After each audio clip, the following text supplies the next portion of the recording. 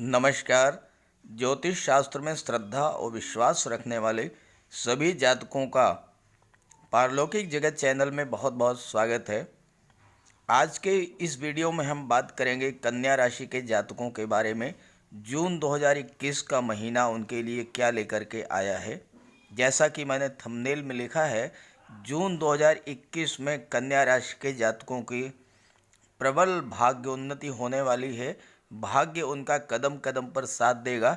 तो चलिए पहले बात करते हैं कुंडली में ग्रहों की स्थिति के बारे में और उसी के आधार पर विचार करते हैं कि कन्या राशि के जातकों की प्रबल भाग्योन्नति जून 2021 में कैसे होने वाली है।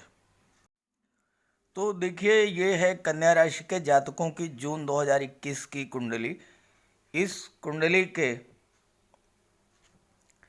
थर्ड हाउस में केतु विराजमान है, पंचम भाव में शनिदेव विराजमान है, छठम भाव में देवगुरु बृहस्पति विराजमान है और तीन ग्रह बुध, सूर्य और राहु ये भाग्य भाव में विराजमान है। भाग्य का स्वामी शुक्र लगभग पूरे महीने 10th हाउस में, जिसे कि कर्म भाव कहा जाता है, इसमें विराजमान रहेंगे, जो कि पद प्रतिष्ठा और मान सम्मान को देने वाला है। 10th हाउस के स्वामी बुध भले ही वक्री अवस्था में हो, लेकिन वो भाग्य भाव में विराजमान है। इसलिए नवम और दशम भाव का जो परिवर्तन है, इसको सबसे बड़ा राजयोग बनाएगा। कन्या राशि के जातकों के लिए सबसे बड़ा राजयोग बनेगा। सफलता, यश, पद, प्रतिष्ठा तो मिल ही रही है और ये अच्छी चीज़ों से मिलेगी। 10th हाउस के स्वामी बुध, कर्म भाव के जो स्वामी हैं बुध, वो नवम भाव में विराजमान है। तो ये जो परिवर्तन है, ये सौभाग्य योग्य बना रहा है। लेकिन ध्यान देने की बात यह है कि बुध देव वक्री अवस्था में है, इसलिए वक्री अवस्था में ग्रह बहुत ही अच्छा रिजल्ट देते हैं। हालांकि वक्री होने के कारण थोड़ा सा घुमा करके, थोड़ी मेहनत करा करके, थोड़ा उतार चढ़ाव के साथ आपको ऐसा लगेगा कि मेरा ये काम होगा, नहीं होगा, होगा, नहीं होगा, और फाइनली वो आपका कार्य सिद्ध हो जाता है। एकदम से नहीं होता है। वक्री होने पर रिजल्ट आने में थोड़ा समय लगता है, इंतज़ार करना पड़ता है, लेकिन परिणाम सकारात्मक आता है।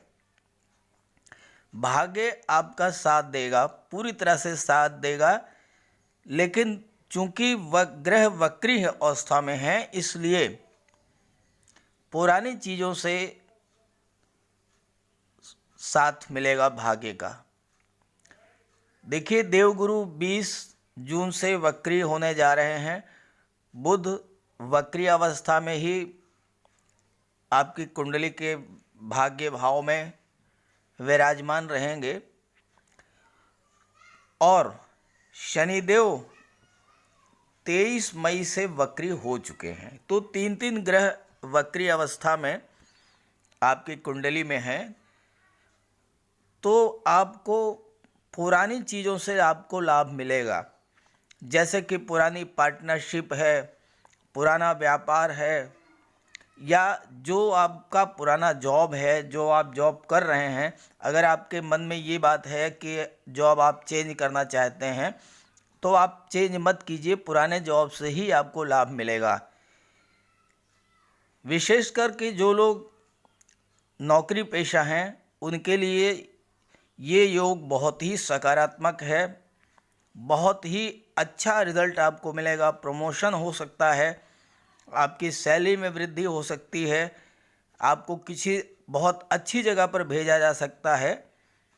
भाग्य आपका पूरी तरह से साथ मिलेगा, लेकिन चूँकि शनिदेव वक्री अवस्था में हैं इसलिए आपसे परिश्रम जरूर कराएंगे, पर्याप्त परिश्रम कराएंगे, लेकिन रिजल्ट आपको बहुत अच्छा मिलेगा।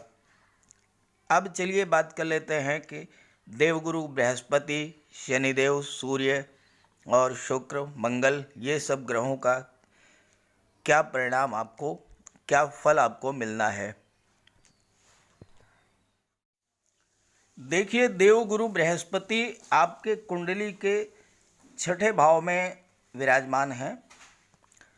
छठा भाव रोग, शत्रु और कर्ज का माना जाता है, विघ्न बाधाओं का माना जाता है। तो छठे भाव में स्थित गुरु आपको थोड़ा आलस्य देंगे, वाणी पर संयम नहीं रखेंगे तो समाज में अपमान भी हो सकता है। लीवर से रिलेटेड बीमारियों से बच कर के रहें, पत्नी का स्वास्थ्य भी खराब हो सकता है। हालांकि देवगुरु 20 जून से वक्री होने पर स्थितियों में सुधार आएगा। बात करें देवगुरु की दृष्टियों की, तो देवगुरु की जो दृष्टियां हैं वो आपके दशम भाव पर, द्वादश भाव पर और सेकंड हाउस पर पड़ रही हैं। वर्कलोड बढ़ेगा, यात्राओं का योग बन रहा है, साथ ही साथ दृष्टि द्वादश भाव पर, व्यय भाव पर पड़ रही है, तो खर्च का भी योग बनेगा। पैसा आएगा और खर्च भी होगा, लेकिन सही चीज़ों पर खर्च होगा, इसलिए आपको कोई दिक्कत नहीं होगी। धन का व्यय अगर सही चीज़ों पर होता है तो वो आपके भले के लिए ही होता है, आपके लाभ के लिए होता है। सेकंड हाउस पर जो कि धन भाव है, इस पर देवगुरु की दृष्टि पड़ने से आपको धन लाभ होगा। पैसे की कोई कमी नहीं रहेगी, आपको जून के महीने में पर्याप्त धन आपको प्राप्त होगा और उसी अनुपात में व्यय भी होगा, खर्च भी होगा। अब बात कर लेते हैं शनिदेव की। शनिदेव आपकी कुंडली के 5th हाउस में वक्री अवस्था में विराजमान हैं। शनिदेव खुद भी स्लो चल रहे हैं, तो समय धीरे धीरे चलने का है, संभल करके चलने का है। ये देखने का है कि आप जिस रास्ते पर चल रहे थे क्या वो सही है, क्या आप उसमें कोई सुधार कर सकते हैं, क्या उसमें कोई सुधार की ज़रूरत है। ये समय तेज भागने का नहीं है, चूँकि तीन ग्रह वक्री हैं, इसलिए कोई नया काम एकदम से ना शुरू करें। जो कुछ पुराना चल रहा है, जो पुराना कार्य आपके हाथ में है, उसे आप इम्प्रूव करें। पुराने लोग, पुराने दोस्त फिर से आपके जीवन में वापस आएंगे और आपको उनकी मदद मिलेगी, उनका सहयोग मिलेगा। व्यापार में अगर आपको कोई राय लेनी है, कोई सलाह लेनी है, तो पुराने मित्रों से लें। पार्टनरशिप जो है आप पुराने पार्टनर्स के साथ ही करें।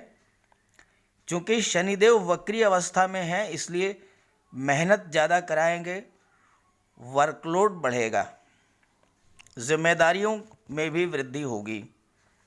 बात करें दृष्टियों की, तो शनिदेव की दृष्टि जो है वो आपकी कुंडली के 7th भाव पर पड़ेगी, आपकी कुंडली के एकादश भाव पर पड़ेगी और आपकी कुंडली के 2nd हाउस पर पड़ेगी। 2nd हाउस पर देवगुरु की भी दृष्टि पड़ रही है, धन भाव पर देवगुरु की भी दृष्टि पड़ रही है। तो धन भाव पर गुरु और शनि दोनों की दृष्टि पड़ रही है, तो धन प्राप्ति का कोई बड़ा सोर्स आपको मिल सकता है, कोई बड़ा अवसर आपको मिल सकता है। कोई पुराना कर्ज जो आपने किसी को दिया है वो वापस हो सकता है।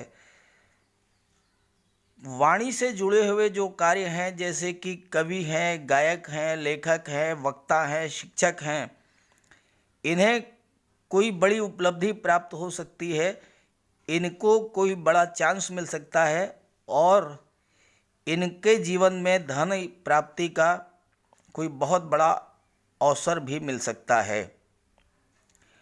मंगल चूंकि नीच की स्थिति में है और शनि की दृष्टि भी 11th हाउस पर पड़ रही है, इसलिए आप नए मित्र, नए पार्टनर, नए रिलेशंस बिल्कुल ना बनाएं।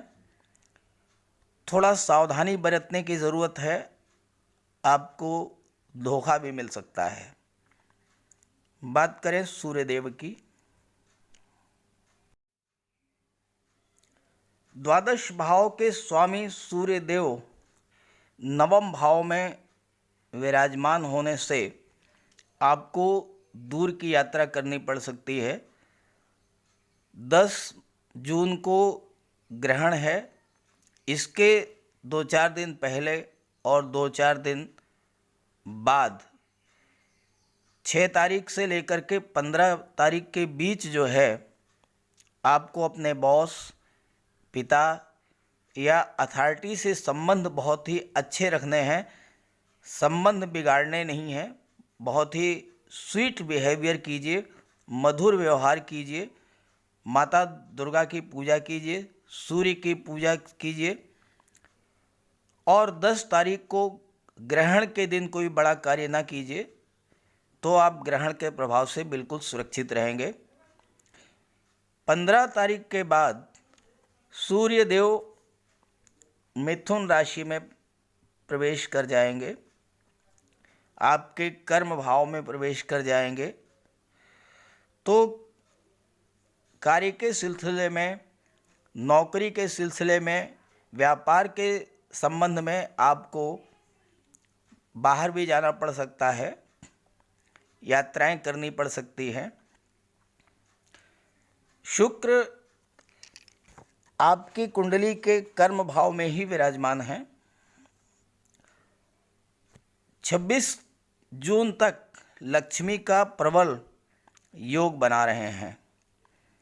Art, media, hotel management, creativity, कपड़ा, मोती, जेवर, fashion, modelling, automobiles, gift items, वो सभी कार्य और व्यवसाय जो कि सुख सुविधाओं से जुड़े हुए हैं, ऐसे कार्यों में जो जातक संलग्न हैं, जैसे जो लोग ऑटोमोबाइल्स का काम कर रहे हैं, जो लोग आर्ट या मीडिया से जुड़े हुए हैं, जो लोग मॉडलिंग का काम कर रहे हैं, जो लोग गिफ्ट आइटम्स बना रहे हैं या बेचने का काम कर रहे हैं, कुल मिलाकर के शुभ सुविधाओं से जो भी जुड़े हुए साधन हैं, उनका जो भी कार्य कर रहे हैं, उनसे जो जातक जुड़े हुए हैं, उनके कार्यों में प्रबल उन्नति प्रदान करेंगे शुक्रदेव। लक्ष्मी प्रचुर मात्रा में आएंगी। महिलाओं का सम्मान करें, किसी कार्य में जीवन साथी का सहयोग लें और शुक्रवार को माता लक्ष्मी की पूजा करें। आपका जीवन धन धान्य से भर जाएगा। कन्या राशि के जातकों के लिए जून का महीना बहुत ही अच्छा रहने वाला है। भाग्य आपका प्रबल साथ देगा। साथ ही साथ शुक्र भी आपके जीवन में धन धान संपत्ति लाएंगे। 2nd हाउस पर शनिदेव और देवगुरु की दृष्टि से आपके जीवन में कोई बहुत बड़े अवसर प्राप्त होगा। धन प्राप्ति का, सुख, समृद्धि, यश, मान, पद, प्रतिष्ठा, इन सब में वृद्धि होगी। तो ये वीडियो अगर आपको अच्छा लगे तो अपने सभी साथियों को शेयर कर दीजिएगा। चैनल को पहली बार विजिट कर रहे हो तो सब्सक्राइब भी कर लीजिएगा। आप सभी पर माता लक्ष्मी की कृपा बनी रहे, देवगुरु बृहस्पति की कृपा बनी रहे, शनिदेव की कृपा बनी रहे। इसी भावना के साथ नमस्कार।